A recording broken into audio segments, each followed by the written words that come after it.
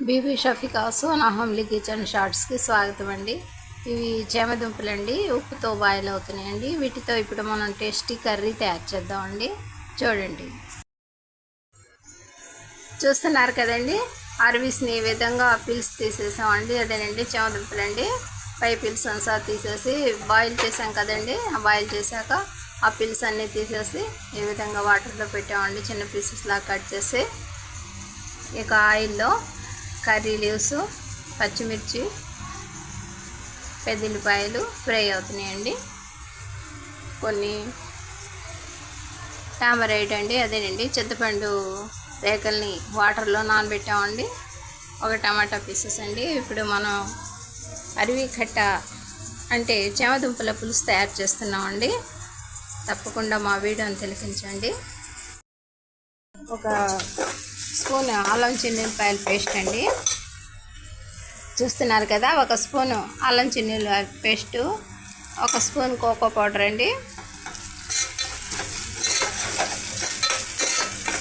పెద్దల్లిపాయ పీసెస్తో ఇవన్నీ ఫ్రై అవుతున్నాయండి. ఒక పెద్ద టమాటా పీసెస్ లాగా కట్ చేసి అందులో యాడ్ చేస్తామండి. చూస్తున్నారు కదా, ఉప్పు పసుపు యాడ్ చేస్తామండి. ఒక స్పూన్ ఉప్పు, కొద్దిగా పసుపు యాడ్ చేసామండి.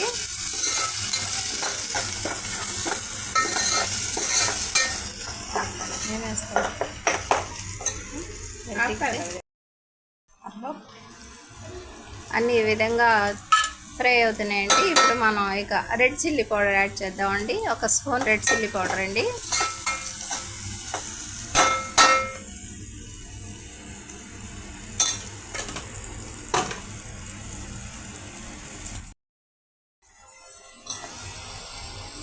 అరవి పీసెస్ని, చేమదుంప పీసెస్ని యాడ్ చేసామండి ఈ పేస్ట్లో.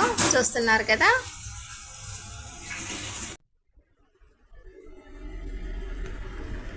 ఇప్పుడు టామరైట్ జ్యూస్ యాడ్ చేద్దామండి.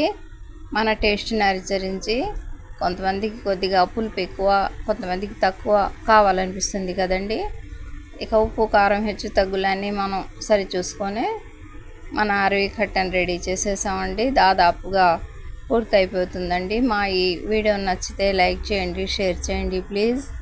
తప్పకుండా తిలకిస్తున్నారు కదండి, ఒక 2 నిమిషాల్లో రెడీ అయిపోతుందండి. అరవి కట్ట రెడీ అయిపోయిందండి. అదేనండి చేమదుంపల పులుసు అండి.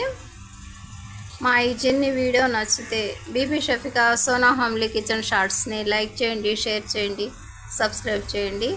బై అండి.